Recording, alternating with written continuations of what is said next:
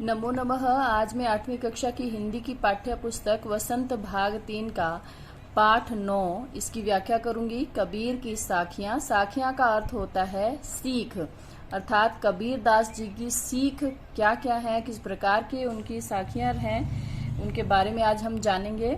उससे पहले हम कबीर दास जी के जीवन के बारे में जान लेते हैं। भक्ति काल की निर्गुण ज्ञान मार्गी शाखा के प्रतिनिधि कवि कबीरदास का जन्म लगभग 1398 ईस्वी में काशी में हुआ। उनका पालन पोषण नीमा नीरू नामक जुलाहा दंपति ने किया था। स्वामी रामानंद उनके गुरु थे। उन्होंने धर्म की कट्टरताओं और संकीर्णताओं का खंडन किया और इसका उदाहरण आपको इस पाठ के अंतर्गत भी देखने को मिलेगा।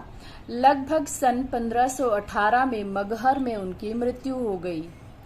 उनकी प्रमुख रचनाएं कबीर ग्रंथावली में संग्रहित हैं। उनका मुख्य ग्रंथ बीजक है। हालांकि कबीर का काव्य साखी सबद रमैनी के नाम से भी जाना जाता है। उनकी कुछ रचनाएं सिखों के धर्म ग्रंथ गुरु ग्रंथ साहिब में भी संकलित हैं।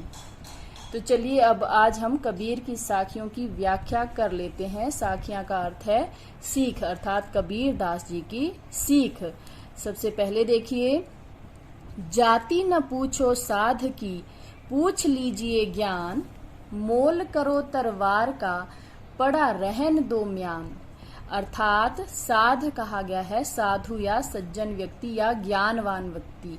तो जो ज्ञानी व्यक्ति है उसकी जाति मत पूछो, अर्थात उसकी जाति से आपको कुछ भी लेना देना नहीं होता है। जो ज्ञानवान व्यक्ति होता है उसका ज्ञान ही उसका सर्वस्व होता है, सब कुछ होता है। तो उससे उसका ज्ञान ही बांट लीजिए या उनसे ज्ञान की शिक्षा लीजिए।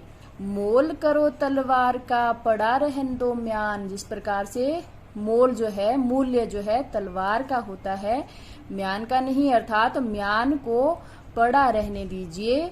आपको केवल तलवार का मोल करना है, अर्थात आप तलवार के मूल्य को समझिए कि तलवार का क्या मूल्य है, उसकी क्या महत्ता है।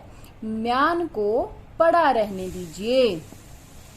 आवत गारी एक है, उलटत होई अनेक, कह कबीर नहीं उलटिए, वही एक की एक।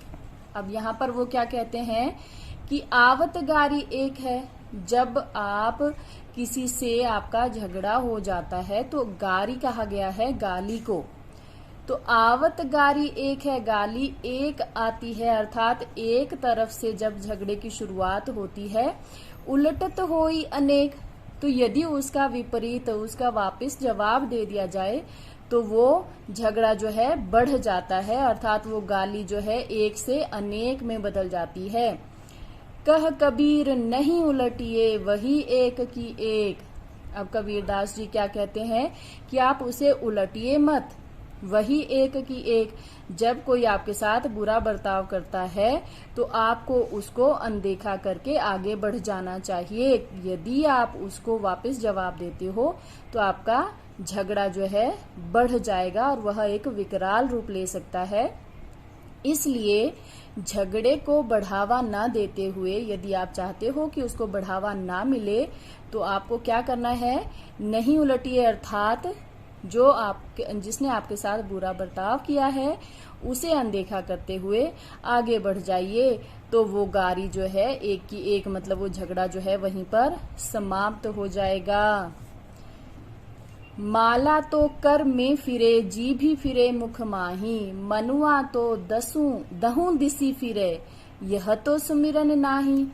अब यहाँ पर जो है आडंबर, जो हम लोग धार्मिक धर्म से जुड़े हुए तो सभी हैं, लेकिन कुछ लोग जो है आडंबर करते हैं, ढोंग करते हैं, उस पर जो है यहाँ पर कटाक्ष किया गया है कि माला तो कर में फिरे।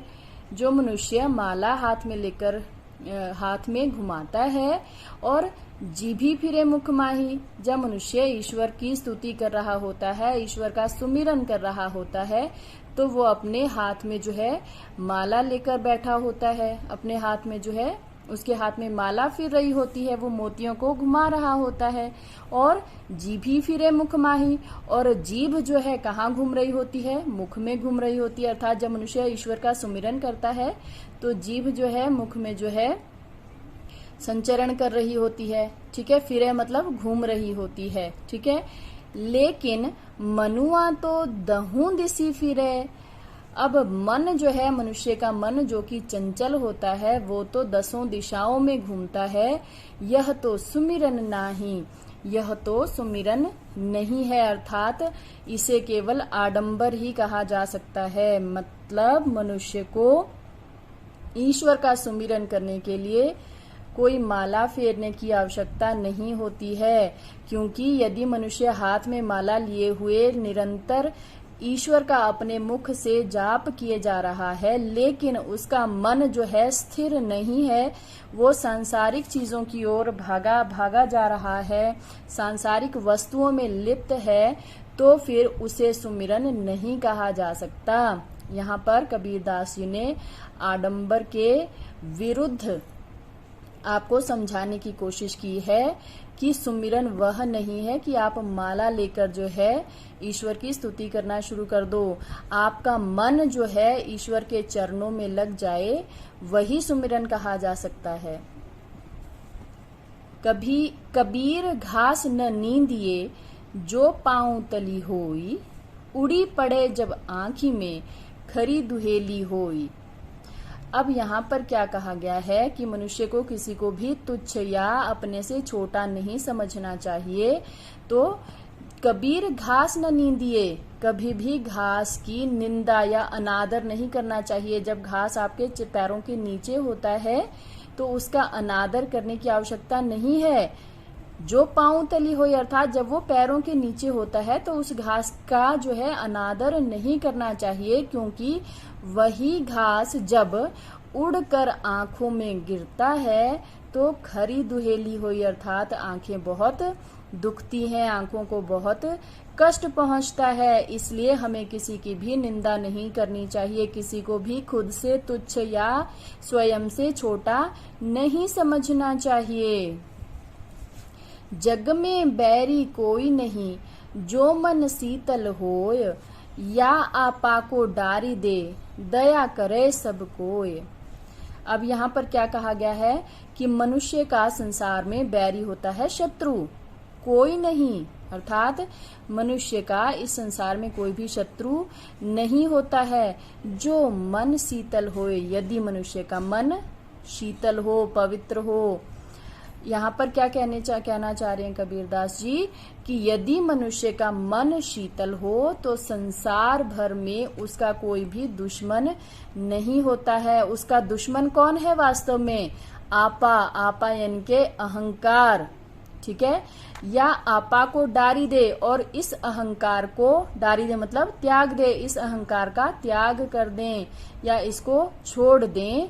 दया करे सब कोई, तो तब सभी जो है आप पर दया करेंगे। इस संसार में कोई भी आपका शत्रु नहीं होता है यदि आपका मन शीतल होगा। यदि आपके मन में किसी के प्रति द्वेष की भावना नहीं होगी, आपके अंदर अहंकार की भावना नहीं होगी, तो सभी आप पर दया करेंगे। इसके साथ ही कबीर की साखियां अर्थात कबीरदास जी की सीख वाला ये अध्याय समाप्त होता है। आपका वीडियो देखने के लिए बहुत बहुत धन्यवाद।